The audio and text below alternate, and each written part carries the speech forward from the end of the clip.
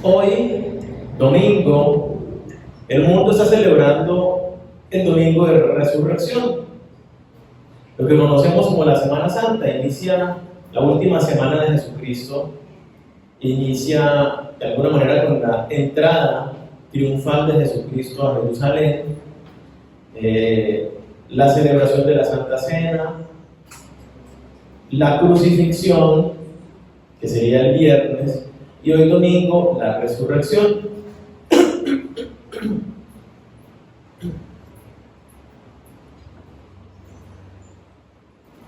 Celebramos el evento sobrenatural más maravilloso que ha existido, y es que Jesucristo se levantó de entre los muertos.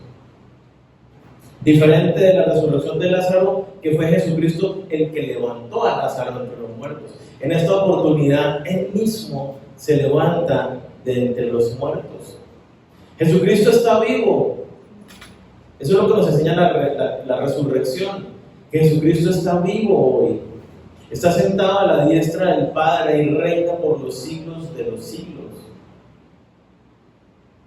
No, nuestra fe no está depositada en una filosofía, en simples palabras de un profeta.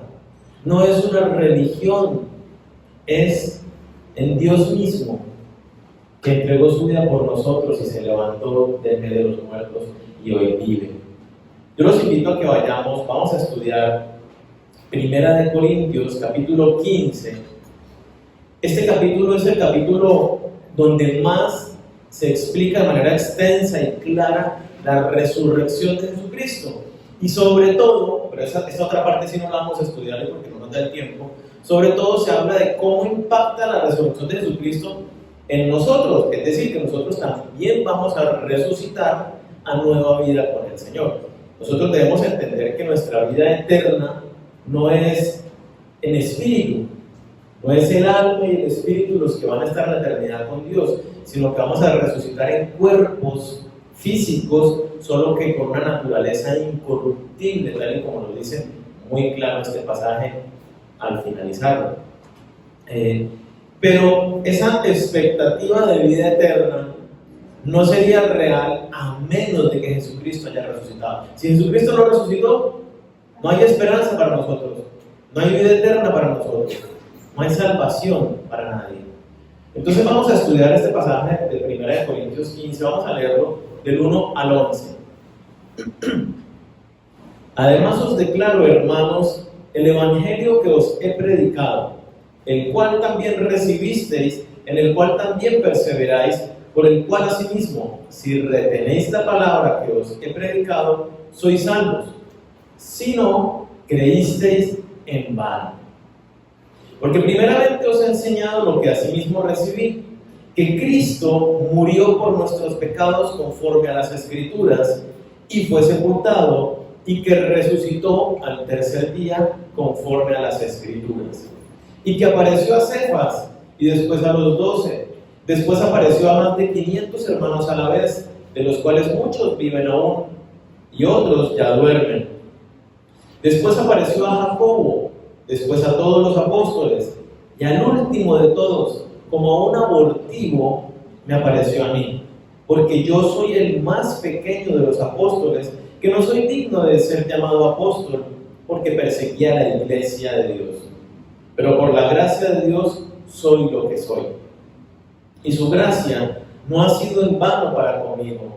Antes he trabajado más que todos ellos, pero no yo, sino la gracia de Dios conmigo. Porque o sea yo, o sean ellos, así predicamos y así habéis creído.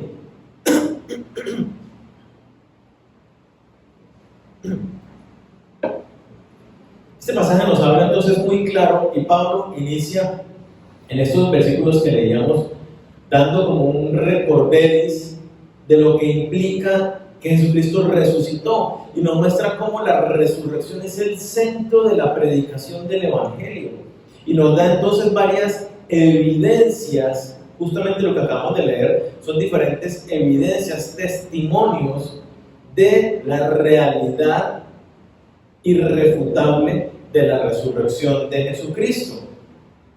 Ahora bien, yo quiero que pensemos, o es más, miremos ahí adelante, el versículo 14 dice: y si Cristo no resucitó, vana es entonces nuestra fe, vana es entonces nuestra predicación, vana es también nuestra fe. La resurrección está en el centro de la predicación del Evangelio. El establecimiento de la Iglesia de Dios, el establecimiento del cristianismo descansa en que Jesucristo resucitó. Si Jesús no resucitó, como lo mencionaba antes, no hay esperanza, no hay expectativa de vida eterna, no hay absolutamente nada.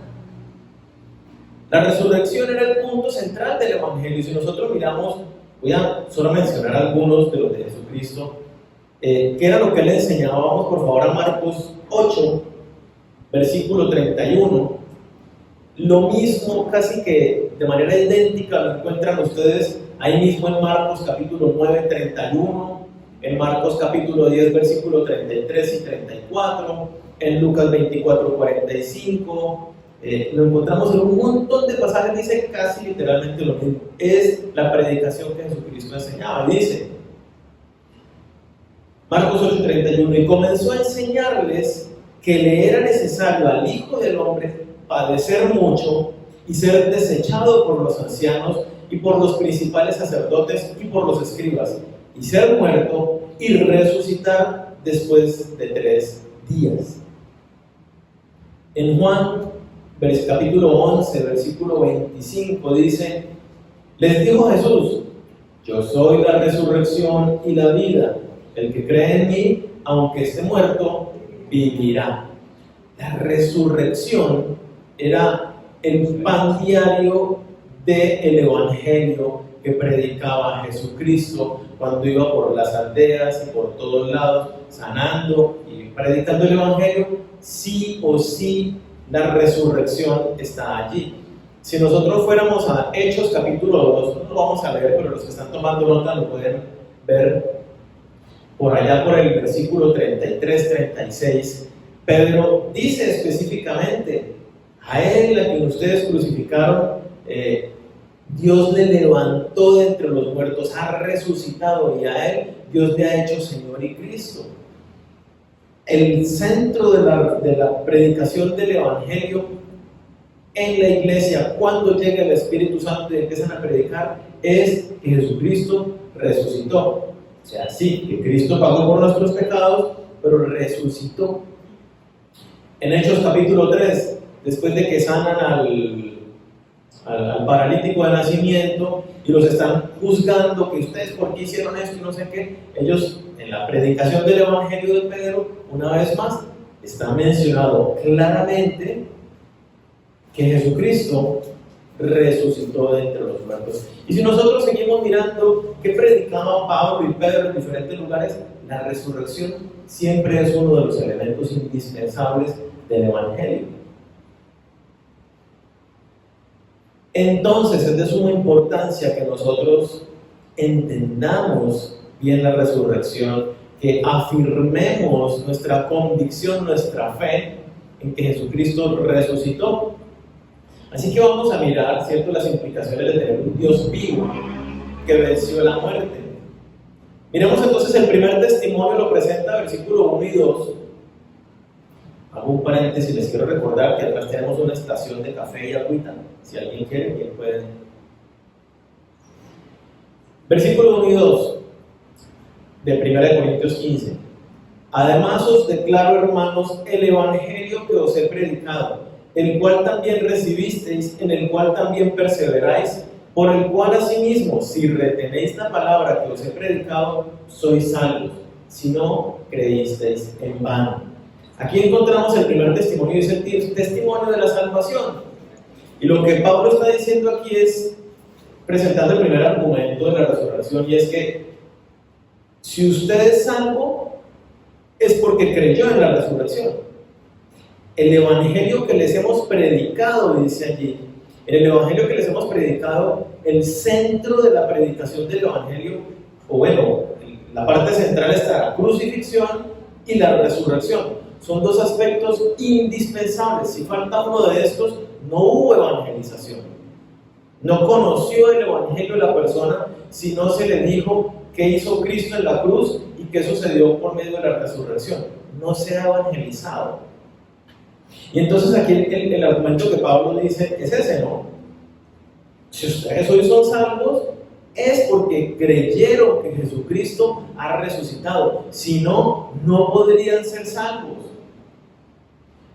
El pasaje nos pone de presente entonces un aspecto aquí bien interesante. Miren lo que dice. Yo recibí ese evangelio, creí en ese evangelio, persevero en ese evangelio. Persevero en el evangelio es que me mantengo en mi fe firme hasta mi encuentro con el Señor, reteniendo la palabra que se ha predicado, es decir, una vez más, el centro de lo que es el evangelio: Jesucristo crucificado y Jesucristo resucitado. Si hacemos eso, somos salvos. Si no, creísteis en vano. Yo quiero dar claridad. Aquí no está hablando de que alguien pueda llegar a perder la salvación, pero sí está diciendo que alguien puede creer que tiene la salvación, pero en realidad nunca la tuvo. Eso es lo que está diciendo. Ustedes creyeron en vano si no retienen el evangelio hasta el final. Y de esto nos habla la Biblia en muchísimos pasajes. La cizaña parece muy igual al trigo, pero no es trigo. Y al final, los que parecían que sí eran cristianos dicen: esa cizaña va a ser agarrada y echada al fuego, y el trigo va a ser guardado en el granero, hablando de los que sí son y de los que no son, que están dentro de la esfera de la iglesia. Dice que dentro de la iglesia están los cabritos y están las ovejas. Unos sí son y los otros no son. Nos dice, hablando de la parábola del sembrador, nos dice que hay semilla que cae en la piedra, entre los espinos, y es, cuando Jesucristo la explica, dice, son personas que dan apariencia de ser cristianos, porque empiezan a crecer y tienen la dinámica de iglesia y todo lo demás, pero no producen fruto. Son ahogados por los afanes del mundo, dice, o no tienen raíz profunda, y entonces cuando vienen las circunstancias, su corazón se endurece y terminan alejándose. Jesucristo dice: estos nunca fueron salvos. Entonces, hay una fe que sí salva, y hay una fe, o más bien creencia intelectual, que no produce salvación. Y de esto habla muy claro la carta de Santiago. Muéstrame tu fe sin obras, que es una fe muerta, que yo te mostraré mi fe por medio de la evidencia que produce esta fe en mi vida. Esa es una fe viva, la que produce un fruto, como Jesucristo lo dice: por sus frutos los conoceréis. Entonces, en este primer testimonio, pues nos muestra eso, ¿no? Que nuestra fe debe estar bien firme, bien cimentada en lo que es el evangelio. Y quiero ser muy enfático con esto: el evangelio incluye la resurrección. Yo quiero que vayamos a Romanos 10, versículo 9, que es uno de los versículos más usados tal vez para hablar del evangelio.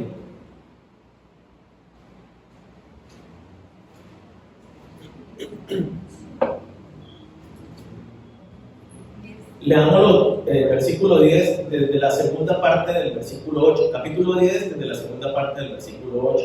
Dice: esta es la palabra de fe que predicamos. Detengámonos ahí.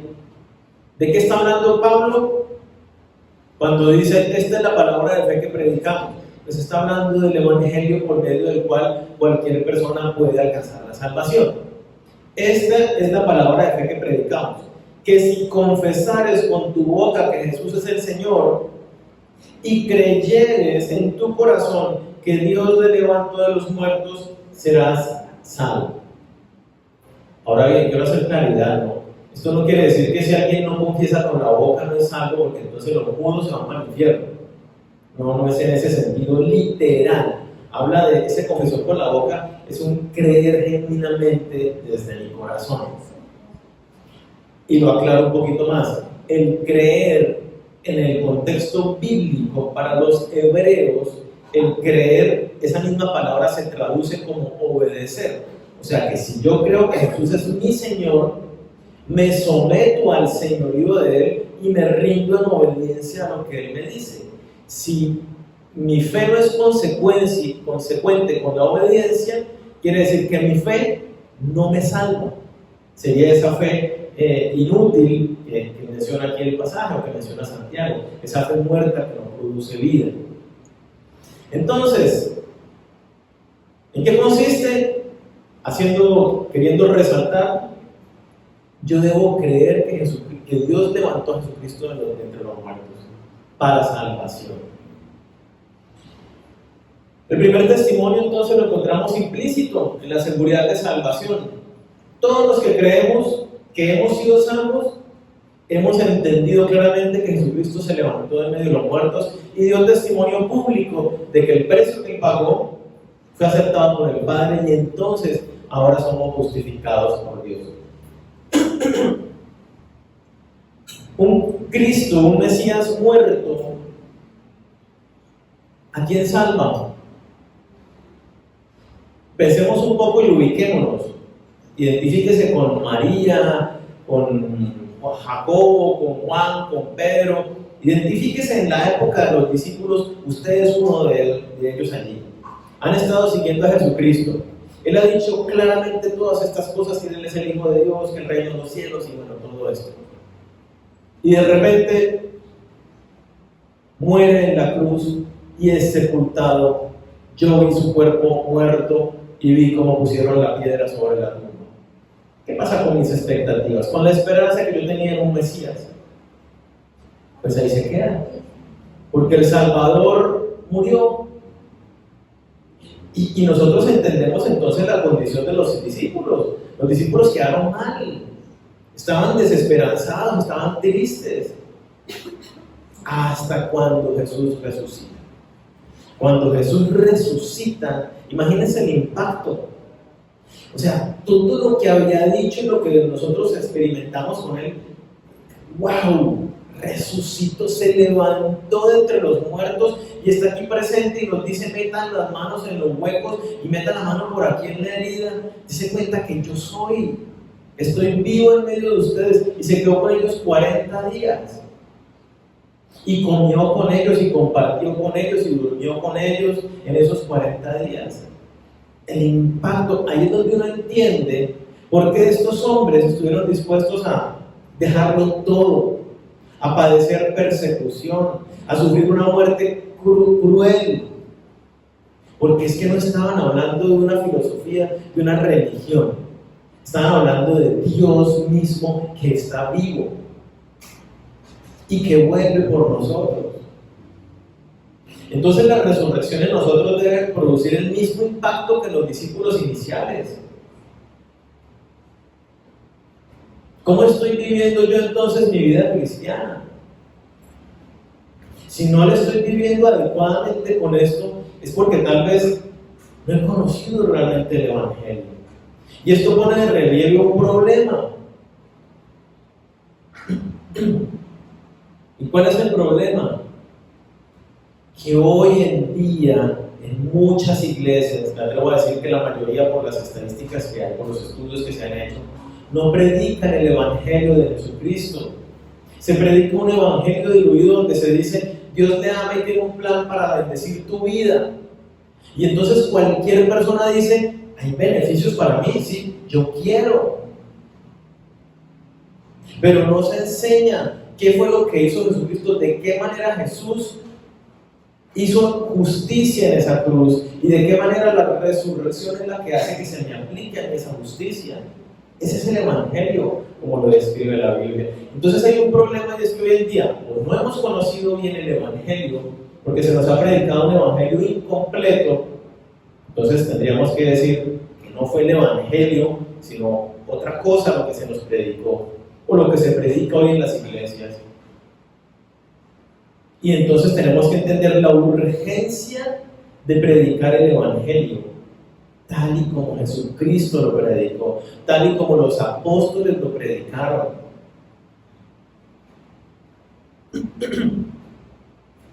Y es lo que continúa, ¿no? Lo que viene a continuación, vamos a explicar un poquito brevemente.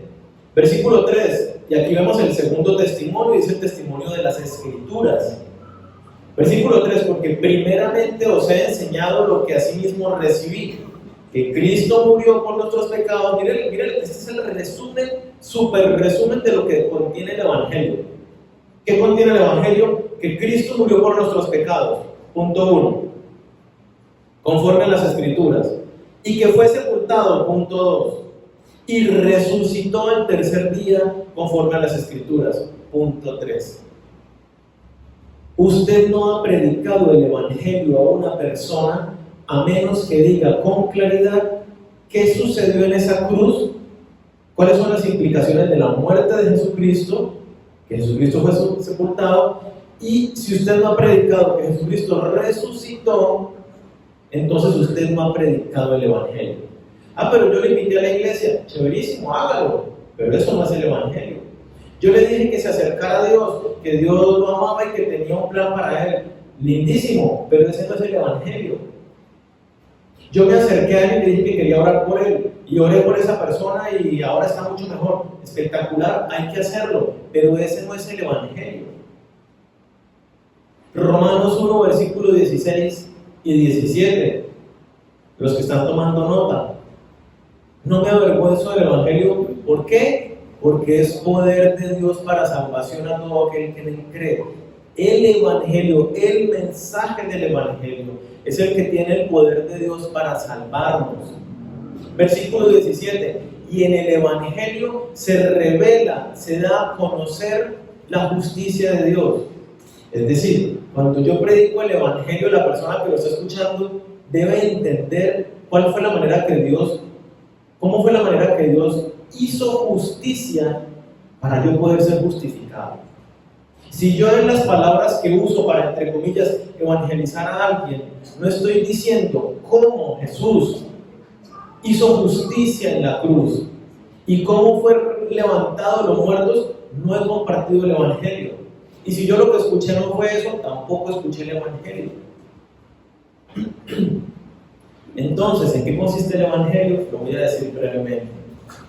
Jesucristo en la cruz cargó mis pecados, tomó mis pecados en su propia carne, tomó mi lugar, y en la cruz Jesucristo recibió el juicio de condenación que tenía que caer sobre mi vida.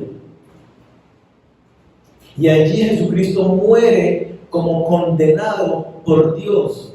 Dios ejecuta un juicio de condenación en la vida de Jesucristo, que me está reemplazando a mí porque está cargando mis pecados. Jesucristo muere siendo condenado, es sepultado y se levanta de en medio de los muertos, dando testimonio público de que el Padre, de que la deuda mía fue pagada. Yo pagué la condenación en Jesucristo, el Padre aceptó el precio que Cristo pagó, y entonces ahora yo puedo ser justificado por medio de esa muerte y esa resurrección. Ese es el contenido del Evangelio. Eso es lo que nosotros debemos predicar a las personas para que puedan arrepentirse y venir a salvación.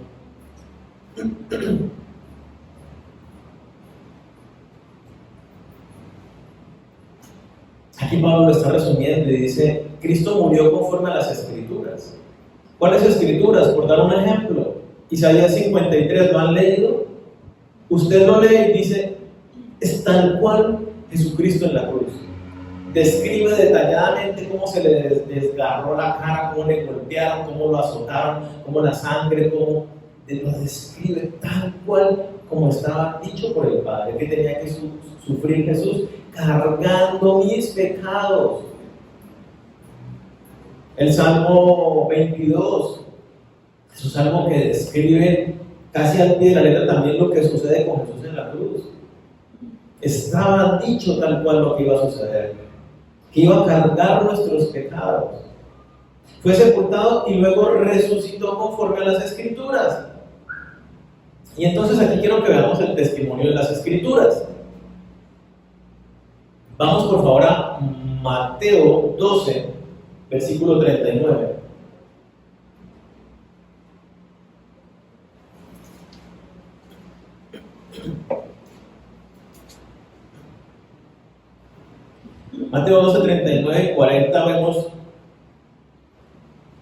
Él respondió y les dijo: la generación mala y adúltera demanda señal, pero señal no le será dada, sino la señal del profeta Jonás. Porque como estuvo Jonás en el vientre del gran pez 3 días y 3 noches, así estará el Hijo del Hombre en el corazón de la tierra 3 días y 3 noches. Y yo quiero que pongamos atención a algo que hace aquí Jesucristo. Jesucristo dice que lo que le pasó a Jonás hablaba acerca de él. Ahora, y yo quiero para que entendamos, usted va al libro de Jonás y se lee el libro de Jonás, seguramente lo han hecho. ¿Usted dice que esto está hablando de Jesús? No. Usted lee la historia de Jonás y usted dice, pues Jonás estuvo dentro del pez, Jonás fue vomitado a la orilla, Jonás fue a Nínive, predicó el evangelio, los ninivitas se arrepintieron en ayuno y Dios los perdonó. Y uno dice, Jesucristo no es mencionado por ningún lado, ni habla como de que el Mesías o alguna cosa. Tenemos que entender algo, y de esto el Nuevo Testamento es muy claro cuando nos dice que el Antiguo Testamento era sombra de lo que había de venir. Pablo en varias de sus cartas dice: yo hablo misterio, es decir, lo que estaba escrito en la Biblia, pero escondido para nosotros en esta época ya después de Cristo. Entonces, el Antiguo Testamento está lleno de menciones de Jesús, pero no de manera directa. Entonces, por ejemplo, el cordero del sacrificio del que habla Levítico y del cual se manifiesta en todo el Antiguo Testamento, ¿quién es el cordero? Nosotros hoy lo entendemos, pero usted va y lee el Antiguo Testamento y de ninguna manera dice: ay, es que esto representa al Mesías. La historia de Abraham con su hijo Isaac, que lo lleva a sacrificarlo, y Dios provee, es una representación de Jesucristo como Dios llevando a su hijo y entregándolo en sacrificio. Está el papá Abraham llevando a su hijo Isaac, sería Dios Padre, sería hijo de Jesucristo, entregándolo por los demás. Solo que en este caso Dios provee el sustituto, que es el cordero, que es Jesucristo. Es un símbolo de Jesucristo. El tabernáculo es símbolo de Jesucristo. Y así hay muchísimas representaciones en el Antiguo Testamento que hablan directamente de Jesús. Aunque si uno se va para atrás solamente, no las entiende. Entonces, por ejemplo, Pedro, cuando predica el Evangelio en Hechos capítulo 2, cita el Salmo 16. Yo quiero que lo leamos. Salmo 16, versículo 10. Es otra de las escrituras del Antiguo Testamento, tanto la de Jonás como esta de Salmos, que hablan de la resurrección de Jesús, y dice: porque no dejarás mi alma en el Seol, ni permitirás que tu santo vea corrupción. El Seol es el lugar de los muertos. Tu santo es Jesucristo. No permitirás que Jesucristo se quede en el lugar de los muertos. Salmo 16, versículo 10. Y es lo mismo que dice Jonás, ¿no? Cuando Jonás, allí en el libro de Jonás, él dice: y yo estuve en el Seol, hablando de que él se sintió allí dentro del pez, como que estuviera en el lugar de los muertos, y luego fue como que nació otra vez, como que pudo vivir de nuevo. Y Jonás se convirtió en autor de salvación para los ninivitas. Jesucristo estuvo en el Seol, lugar de los muertos, se levantó de los muertos y se convirtió en autor de salvación para todos los que creemos en él. O sea, un tipo muy preciso de Jesucristo. Aquí lo vemos en el Salmo. En Oseas, Jesucristo hace referencia a Oseas capítulo 6, versículo 1 y 2. Jesucristo en Lucas 24, 46 hace referencia a este pasaje.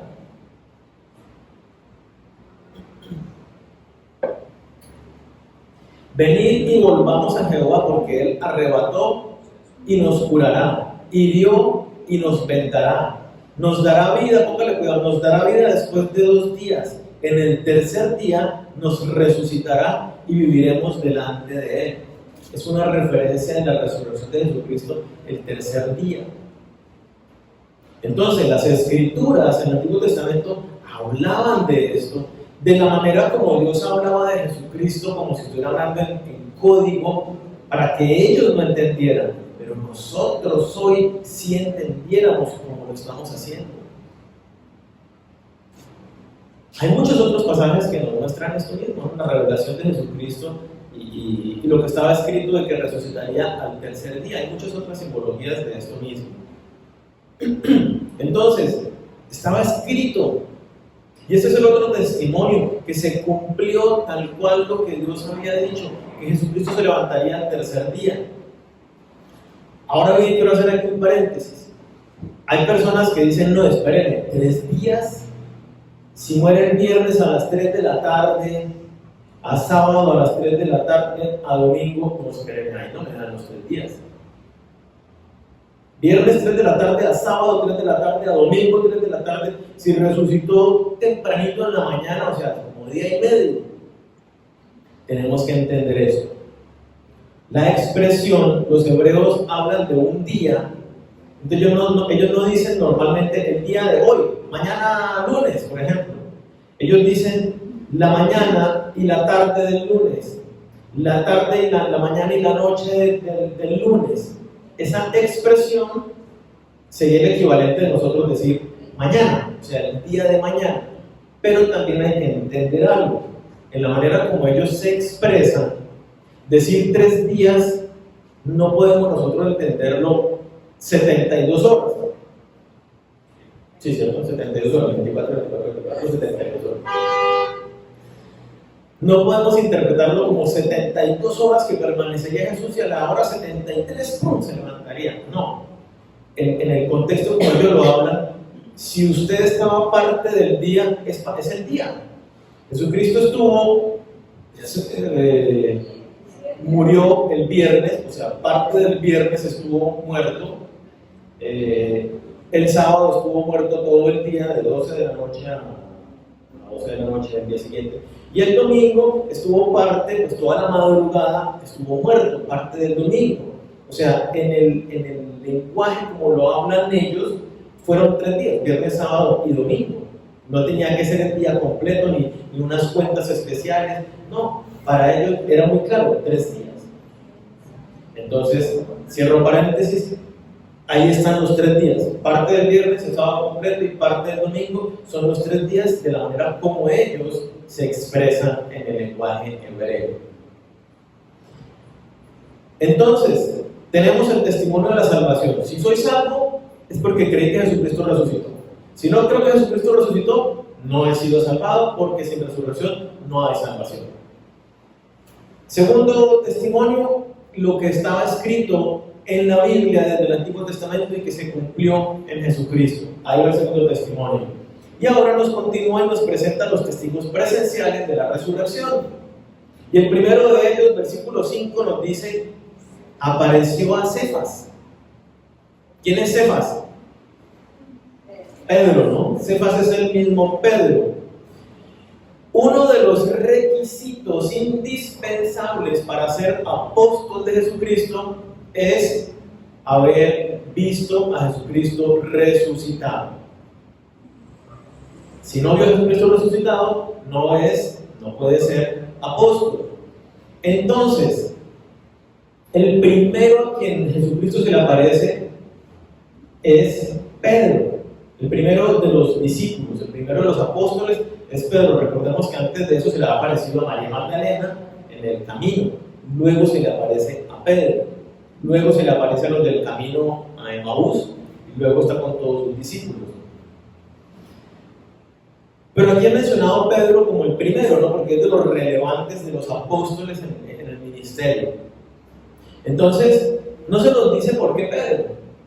Tal vez por la importancia que Pedro ocupó, siendo el que primero predicó el Evangelio, siendo uno de los líderes más importantes de la iglesia sobre los cuales se fundó toda nuestra fe.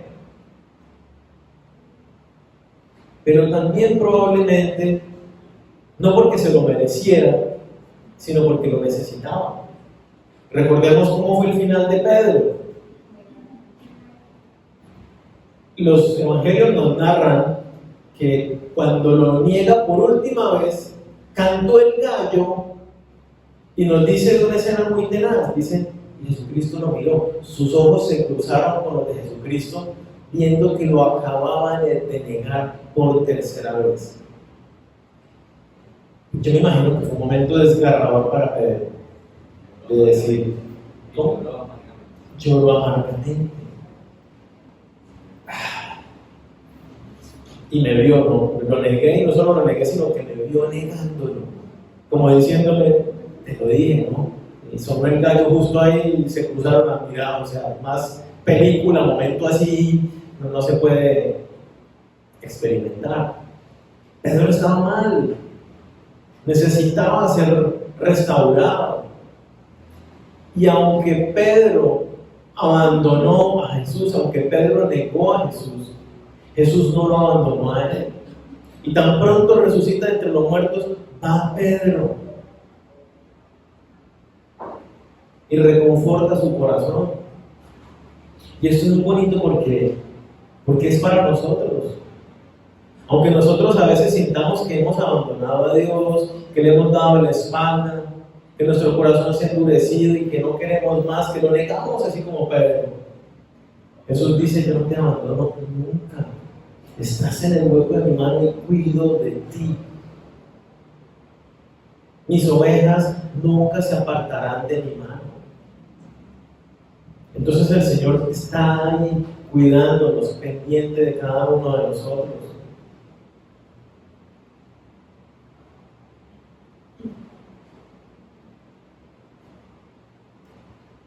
Vale también la aclaración aquí. ¿Cuál es el requisito para ser apóstol? Haber visto a Jesucristo resucitado.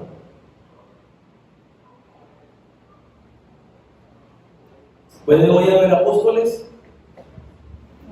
Aunque hay muchos que se autoproclaman apóstoles, y aunque hay un movimiento de apostolitis, sí tengo un pastor amigo de mucha autoridad y mucho reconocimiento a nivel nacional inclusive, que lo han llamado para nombrarlo apóstol. Fíjense, queremos declararlo apóstol y con el apostolado le entregan una espada y no sé qué, eso es toda una ceremonia y él obviamente se ha negado a eso porque no es bíblico. Y aunque ustedes vengan, viene de visita el apóstol, fulanito de tal, no sé qué, y usted escucha el mensaje del predicador, el apóstol tal, no existen los apóstoles. Eso no es acorde a las escrituras. Los apóstoles cesaron, fueron los 12 y Pablo. No hay más apóstoles después de eso. Que hay pastores con una autoridad y una influencia tenaz, espectacular, los hay, pero no son apóstoles. No existen los apóstoles hoy en día. Es para que también tengamos eso en cuenta, ¿no? Dice después a los 12, después apareció a los 12. Aunque Judas había muerto, igual se dice los 12, aquí Matías todavía no había sido, no había reemplazado a Judas, pero así se llamaba el grupo, es el grupo de los 12. Entonces llegó el grupo de los 12, aunque vinieran 8. ¿Y cuántos son? 8. No me dijo que eran 12, no, pero es que es el grupo de los 12, pero vinieron 8. Así se conocía y por eso es mencionado aquí en este pasaje. Se le apareció a los 12, que era el grupo de los apóstoles, en este caso habían 11. Estos hombres fueron los elegidos por Jesucristo para acompañarnos en su ministerio terrenal, pero también fueron los enviados a establecer las bases de la fe cristiana, ahora que Jesucristo ascendía al cielo. Entonces recordemos, Jesucristo estuvo con ellos 40 días, en los cuales nos dice Hechos capítulo 1, que estuvo explicándoles claramente todo acerca del reino de los cielos, todo acerca de lo que consistía en la vida de la iglesia. Efesios 2:20 nos da un versículo que nos permite entender esto y confirmar o afirmar lo que se dice que hoy ya no hay apóstoles. Efesios 2:20 dice, hablando a la iglesia, edificados sobre el fundamento de los apóstoles y profetas, siendo la principal piedra del ángulo Jesucristo mismo. Ese fundamento fue lo primero que se habló. Si nosotros vemos el capítulo 2 del libro de Hechos, al final, por allá versículo 38, 39, 40, 41, 42, ¿qué se nos dice? La iglesia perseveraba en la doctrina de los apóstoles Lo que ellos enseñaban y en lo que la iglesia perseveraba es lo que después se registró en los libros que nosotros hoy tenemos en el Nuevo Testamento. Si perseveramos nosotros en la Biblia, es lo que ellos hacían cuando perseveraban en la doctrina de los apóstoles. Ellos estaban sentando las bases y hoy nosotros ya tenemos esa verdad en la Biblia. No hay revelación nueva. No hay ningún apóstol que venga a decir: es que Jesucristo me apareció y me dijo esto. Ya el Señor habló y ya el canon de la Escritura quedó cerrado. ¿Sí? ¿Es claro eso? Entonces, más testigos. Se le apareció a Pedro, luego a los 12. Después, versículo 6, apareció a más de 500 hermanos a la vez, de los cuales muchos viven aún, otros ya duermen. Este aspecto es bien interesante. No se nos dice cómo ni cuándo hubo esta reunión con 500 personas donde Jesucristo estuvo allí compartiendo con ellos y enseñándoles. Pero vale la pena resaltar algo bien interesante, y es lo que dice allí Pablo, ¿no? De los cuales muchos viven aún, otros ya duermen, algunos ya murieron de viejitos en persecución. Lo que está diciendo Pablo es que al momento de yo escribirles esta carta, al momento de ustedes, corintios, estar leyendo esta carta, ustedes pueden irse a Jerusalén o buscar alguno de estos 500 que estuvieron con Jesucristo y escuchar directamente de testigo directo, presencial, acerca de la resurrección de Jesucristo. Y esto es uno de los aspectos que se ha estudiado muchísimo por eruditos, por expertos, donde hablan de la evidencia de las pruebas. Y si hay dos personas, bueno, entre más testigos haya de un evento, pues más veraz es, más difícil de refutar que así no fue.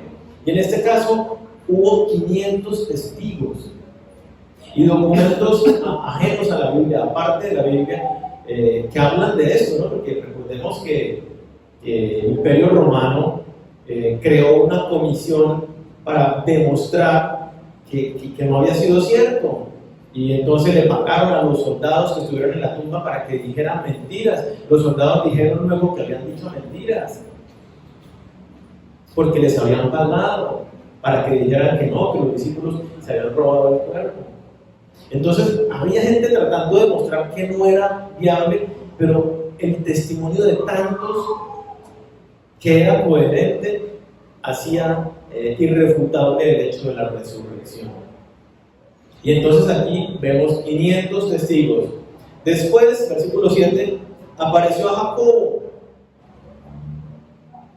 Jacobo, ustedes lo conocen en la Biblia, no es Jacobo el hermano de Juan, el círculo íntimo. El círculo íntimo de Jesucristo era Pedro, Juan y Jacobo.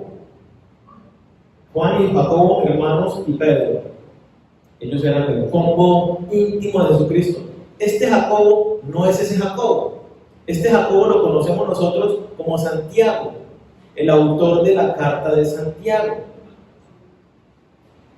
Y este Jacobo es hermano de Jesucristo, hijo de José y María.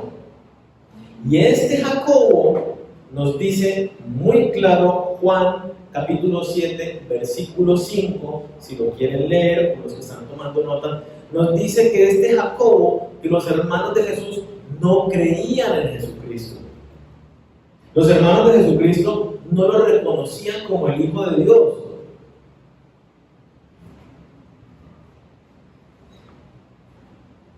Y así como dice, nadie es profeta en su tierra, ¿no? Y lo dice justamente en el contexto de hablando de esto.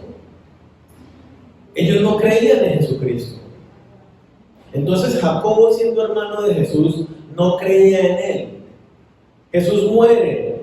Jacobo está seguro con su mamá llorando y consolándola, y Jesucristo se le aparece resucitado. Imagínense el impacto.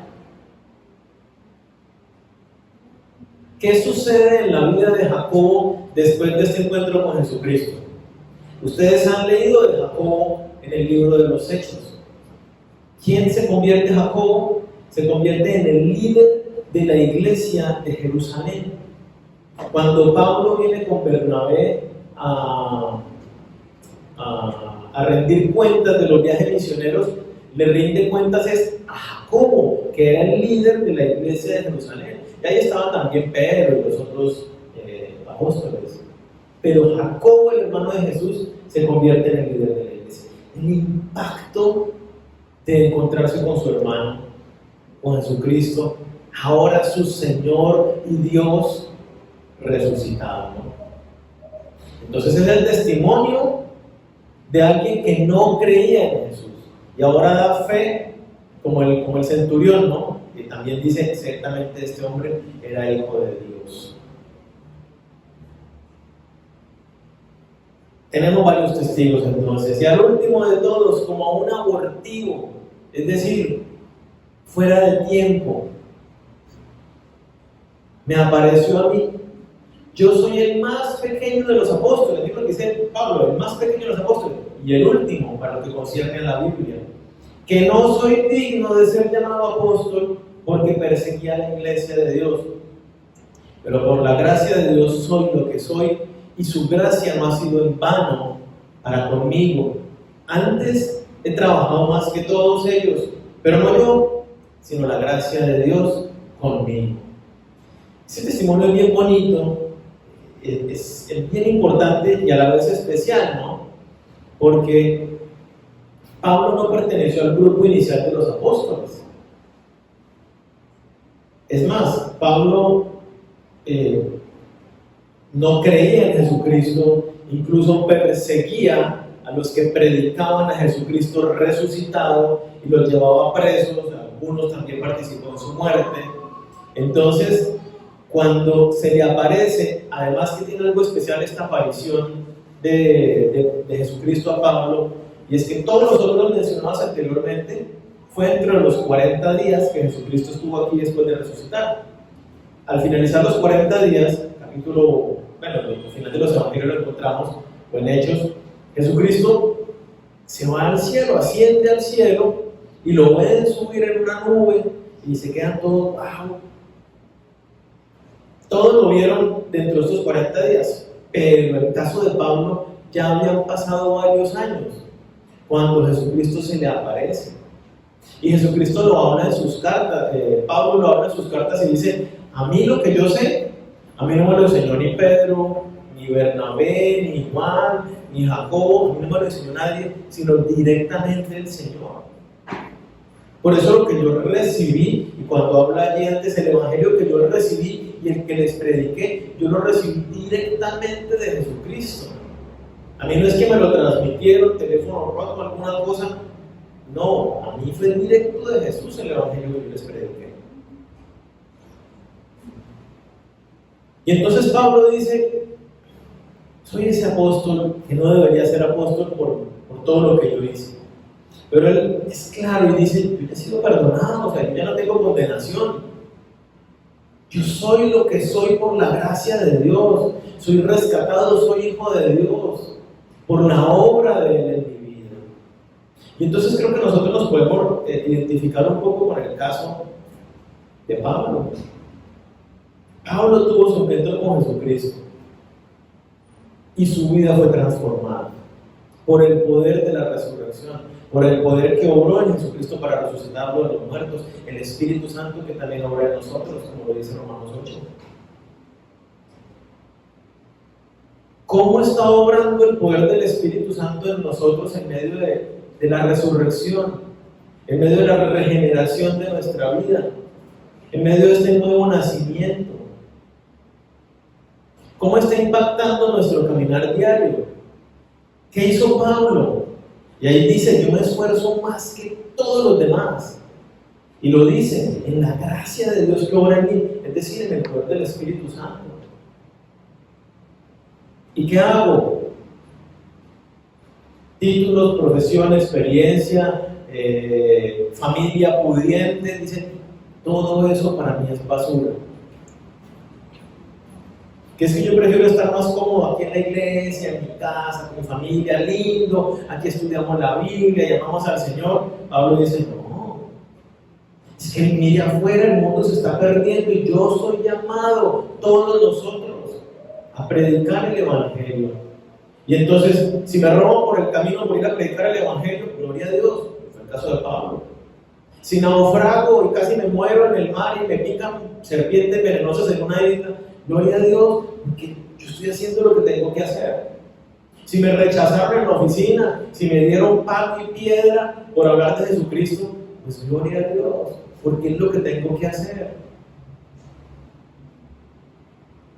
Y si me tocó aguantar hambre, como dice Pablo, me tocó aguantar frío, como dice Pablo, a veces también tuve abundancia. Tuve hermanos que se la jugaron conmigo y me acompañaron en toda esta militancia. Pero, ¿cómo está impactando en nosotros la vida de Jesús resucitado? ¿Somos movidos a vivir por Él? ¿En Él y para Él?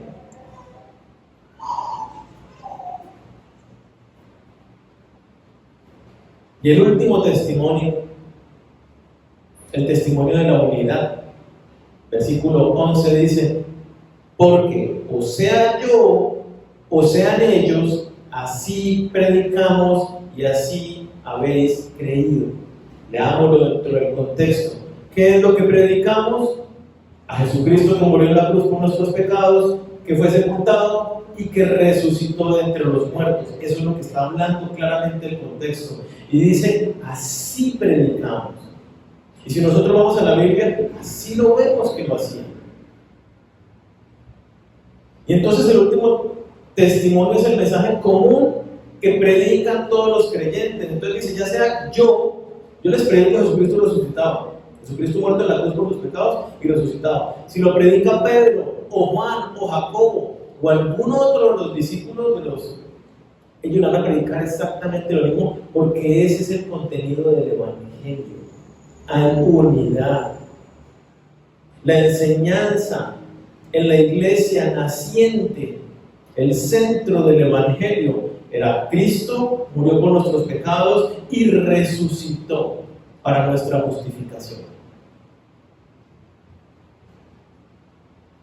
Cuando nosotros entonces entendemos esto, también tenemos que entender la urgencia de predicar el mensaje como es, y no el diluido que ahora por moda, que ahora porque decimos es que es más fácil con este folletico, con este papelito, y entonces preferimos predicar un evangelio que no es el evangelio. Y alguno podrá decir, Daniel, pero es que yo vine al Señor por ese folletico. Gloria a Dios que el Señor usa cualquier cosa para atraernos a Él. Hasta las piedras, dice, para predicar el evangelio. Pero nuestra responsabilidad, ahora que entendemos a la luz de las Escrituras cuál es el evangelio, nuestra responsabilidad es predicar el evangelio como es el evangelio. No como por la misericordia de Dios yo me acerqué a Él con cualquier cosa que me dijeron.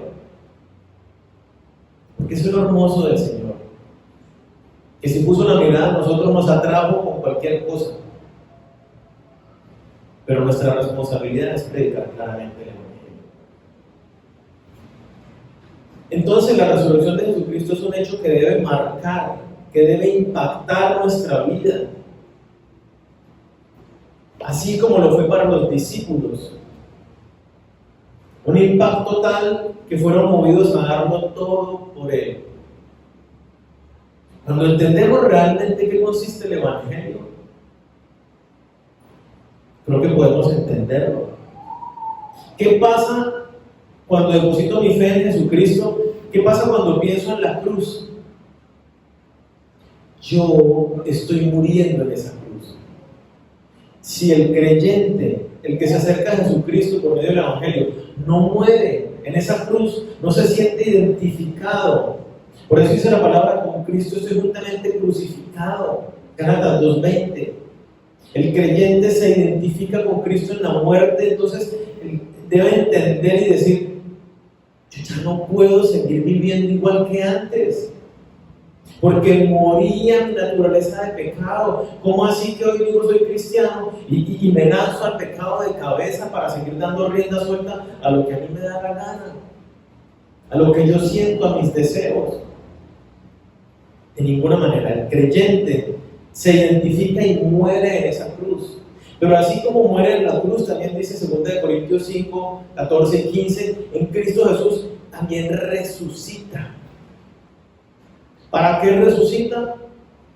Para que los que viven ya no vivan para sí, sino para aquel que los amó y se entregó a sí mismo por nosotros. Eso es entender el Evangelio. Yo muero en esa cruz con Cristo, pero en Cristo resucito para nueva vida. Vivo en Él, por Él y para Él. No teoría, no filosofía, no religiosidad.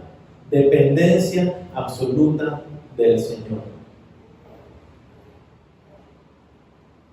Entonces, si nuestra fe es clara en Jesús que resucitó, que está con el Padre y que vuelve por nosotros, entonces nuestra conducta debe ser igualmente clara y evidente de que debo predicar el Evangelio a toda criatura, de que debo hacer discípulos, de que debo morir a mí mismo, morir a toda esa naturaleza que se levanta y vivir con esperanza, sin quejarnos de las dificultades del tiempo presente, con la esperanza que Cristo vuelve por nosotros. Y si morimos o viene cuando aún estamos vivos, nuestra naturaleza, vamos a resucitar y vamos a tener una nueva naturaleza incorruptible para estar con Él por la eternidad. Esa es la esperanza, eso es lo que nos enseña la resurrección de Jesucristo. Aún vivir realmente muriendo a nosotros mismos, vivir para Él. Así que yo los invito a que nos pongamos de pie.